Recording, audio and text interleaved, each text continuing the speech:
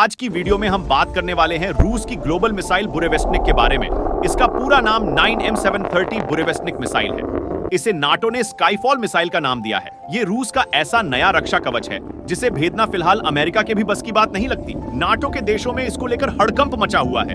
रूसी राष्ट्रपति पुतिन ने घोषणा की है कि रूस ने परमाणु ऊर्जा से चलने वाली क्रूज मिसाइल की नई पीढ़ी का सफलतापूर्वक परीक्षण किया है। सरकारी समाचार एजेंसी RIA नोवोस्टी ने पुतिन के हवाले से कहा, परमाणु हथियार, परमाणु ऊर्जा वाले प्रपोल्शन सिस्टम के साथ दुनिया भर में कहीं भी जाने वाली क्रूज मिसाइल बुरेवेस्टनिक का आखिरी सफल परीक्षण किया।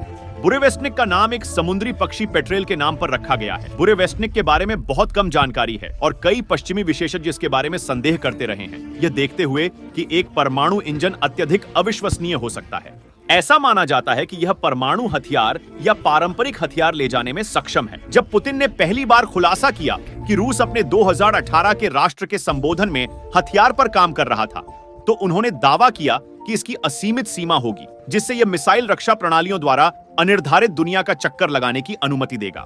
ये ऐसी मिसाइल है जो धरती के चारों तरफ लगातार घूमती रहेगी और जैसे ही आदेश मिलेगा, पलक झपकते ही टारगेट को तबाह कर डालेगी। रूस ने बुरेवेस्टनिक पर गोपनीयता बनाए रखी है, लेकिन पश्चिम ने कुछ जानकारी एकत्र की है, क्योंकि रिपोर्टों में कहा गया है कि इसका परमाणु प्रणोदन मिसाइल को पारंपरिक टर्बोजेट या टर्बोफैन इंजनों की तुलना में बहुत लंबी दूरी प्रदान करता है, जो कि वे कितना ईंधन ले जा सकते हैं इस पर सीमित हैं। The international institute for strategic studies ने 2021 में एक विशेष रूसी सैन्य पत्रिका के हवाले से कहा, बुरेवेस्टनिक की अनुमानित सीमा 20,000 किलोमीटर तक होगी। जर्नल ने यह भी कहा कि मिसाइल की अनुमानित ऊंचाई केवल 50 से 100 मीटर थी, जो पारंपरिक रूप से संचालित क्रूज मिसाइल से काफी कम है, जिससे रडार के लिए इसका पता लगाना कठिन हो जाएगा।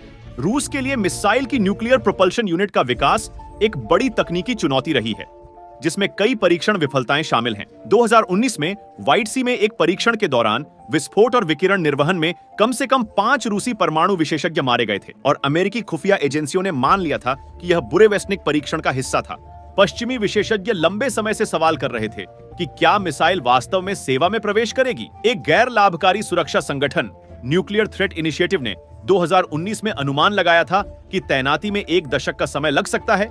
न्यूक्लियर थ्रेट इनिशिएटिव के अनुसार बुरेवेस्टनिक का परमाणु प्रणोदन जरूरत पड़ने पर इसे कई दिनों तक ऊपर रहने में सक्षम बना सकता है।